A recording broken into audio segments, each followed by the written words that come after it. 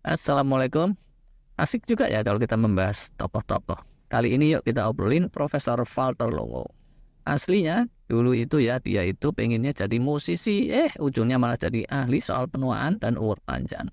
Kayaknya dari sisi bidang keahlian itu dia rada mirip dengan Dr. David Sinclair yang kemarin kita bahas, tapi pendekatannya itu beda loh. Dan kehidupan kesehariannya itu juga beda. Buat yang ingin role model dalam urusan awet muda, bisa aja dibanding-bandingkan, tapi nggak usah nyanyi. Wongkong ini kok dibanding-banding ke, saing-saing ke. Sudahlah. Bilang nggak usah nyanyi, malah nyanyi sih. Penting kalau nggak pales. Sampai mana ini tadi? Profesor Walter Longo.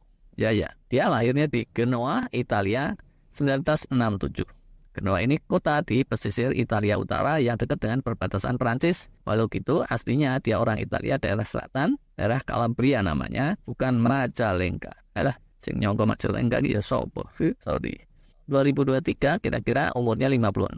Masih kelihatan seger awet muda, tapi dia nggak bangga-banggain soal umur biologis kayak Dr. Sinclair. Dalam soal keawet mudaan, dia biasa saja. Cuma dalam beberapa wawancara, dia pernah bilang dia ingin mengusahakan kalau bisa umurnya itu tembus 120 tahun. Yaitu tentunya dalam keadaan sehat ya. Alkisah, masih belasan tahun, Walter Longo ini hijrah dari Italia ke Chicago, Amerika ya. Kalau Cicalengka itu dekat Bandung. Di Chicago itu, Longo terus numpang tinggal di saudaranya, saudara jauh, dan bukannya sama orang tuanya. Niatnya dia itu semula pengen jadi rocker, jadi gitarisnya. Kalau bagian nyapu-nyapu panggung, itu kehitungnya rocker apa bukan ya? Cleaning service kali ya. Nah, tapi pas di Chicago itulah dia terus mengamati banyak orang kena penyakit degeneratif, khususnya kardiovaskular, termasuk saudaranya di mana dia numpang tinggal. Kejadian yang di Italia itu jarang dia lihat. Habis gimana? Orang-orang sana makannya nggak karuan, junk food, daging porsi besar, minuman manis, dan seterusnya. Cuma dia nggak langsung belajar soal penuaan. Dia malah kuliah di University North Texas College of Music. Demi supaya dapat keringanan biaya kuliah, dia terus bergabung dengan Korps Pasukan Cadangan Amerika. Sambil kuliah, sambil dilatih tentara. Cuma ujungnya, gara interaksi dengan tentara-tentara yang sangat peduli kesehatan, terus keinget juga sama saudara-saudara Chicago yang kena penyakit macam-macam, beloklah dia pindah jurusan, mendalami soal nutrisi dan longevity. Lulus 1992, dia dapat gelar sarjana di bidang biokimia. Kuliah di Texas nggak mungkin lah ya, dapatnya gelar bangsawan Raden Mas Walter Longo. Walah, lucu banget. Dari situ ya udah, dia belajar dan terus belajar, neliti soal kalori restriction, aging, sistem imun, dan sebagainya. Doktornya itu juga di bidang biokimia, fokusnya di enzim-enzim antioksidan dan gen-gen anti-aging di University of California, Los Angeles. Terus postdoktoral, dia mendalami neurobiologi, penyakit Alzheimer, dan seterusnya di USC atau University of South California. Terus deh, sampai sekarang dia di USC Davis dan jadi salah satu punggawa di bidang gerontologi atau ilmu terkait penuaan. Karena dasarnya dia Italian American, terus ikut buka kelas jauh lah di Italia. Popularitasnya itu lumayan jadi mendunia setelah bukunya lumayan laku berjudul Longevity Diet. Terus juga sempat masuk ke programnya Morgan Freeman gitu tahun 2011 dan bikin kemasan diet yang kemudian terkenal bernama FMD atau Fast Mimicking Diet yang pernah kita ulas juga. FMD itu dia kembangin di USC sehingga kemudian setelah dijadiin bisnis, dia bikin perusahaan, USC ini masih ikut andil juga dapat bagian. Dia meyakini dengan rancangan yang tepat, orang itu nggak mesti beneran puasa panjang. Cukup sekedar kalori restriction dengan metode tertentu selama 5 hari. Secara metabolismenya, enzim-enzimnya itu bisa dibikin persis atau amat mendekati orang yang sedang puasa. Sehingga terus bisa dapetin efek healingnya yang luar biasa, kayak autofagi, stem cell, dan seterusnya. Bisa untuk pasien kanker dan pasien penyakit degeneratif lainnya. Jauh lebih ringan dari extended fasting yang bagi banyak orang itu kerasa ngeri. Silakan aja dilihat video yang lalu kalau mau lebih detail. Nah, karena berkecimpungnya di tempat seperti itu, ujungnya disiplin ketat itu terus jadi gaya hidup dan kesehariannya Walter Longo. Ini berulang nih, semua yang awet muda, awet sehat, selalu dan selalu ketemu lagi. Salah satu modalnya itu disiplin diri. Di sejumlah wawancara dia tuh sharing tentang kehidupan kesehariannya.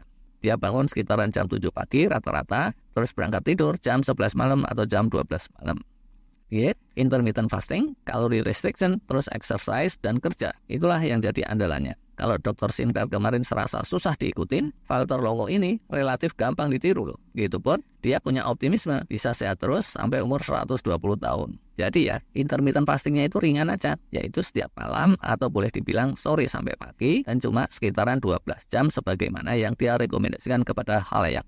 Berita buruk buat yang pengennya awet sehat dan awet muda sambil anggur-angguran, no. Dr. Longo ini, dia pekerja keras. Rata-rata jadwal sibuknya itu 17-18 jam per hari, sisanya ya untuk tidur 6-7 jam. Bangunnya bukan subuh kayak Bang Haji, rata-rata melek jam 7, terus 2 hari sekali dia olahraga, high intensity, 40 menit gitu sepeda statis, sambil dikasih beban jadi setara uphill nanjak di bukit gitu.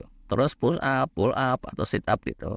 Ini tuh bukan ringan loh, untuk yang umurnya udah kepala 5, kalau nggak pembiasaan itu nggak bakalan bisa.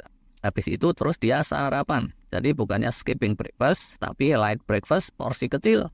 Dalam hal monitoring, yang selalu dia ukur itu gampang-gampangan aja. Misalnya berat badan. Dia jagain supaya BMI-nya itu di kisaran 22-23. Kalau lebih dari itu, dia ngambil porsi lunch yang lebih kecil. Sampai levelnya level 9 saja.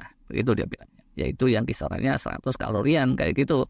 Bisa kacang, zaitun kering, salad kayak gitu, dan bukannya bakso agung semangkok plus es durian. Walah, kalau bobot aman, Dr. Longo makan lunchnya itu biasa. Favoritnya dia makan nasi, salmon atau ikan-ikanan plus salad dan bean tertentu, kacang-kacangan.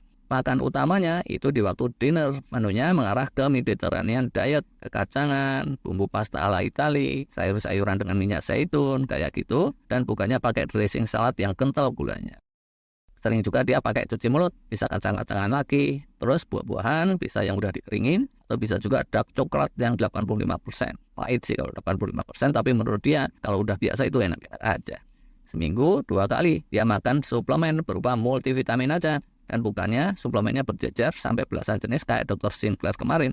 Dapat dia multivitamin mineral konsentrasi tinggi, itu kalau keseringan nggak bagus. Tapi kalau sempat defisiensi, itu juga kurang sehat. Jadi ya jalan tengahnya kayak gitu. Dia minum tapi sekitaran 3-4 hari sekali saja. Dari jam 7 sampai dengan jam 10 itu biasanya dia masih posisi from home kalau pas di California. Habis itu ya dia berangkat kantor menuju ke labnya dan kerja terus di situ sampai jam 7 malam.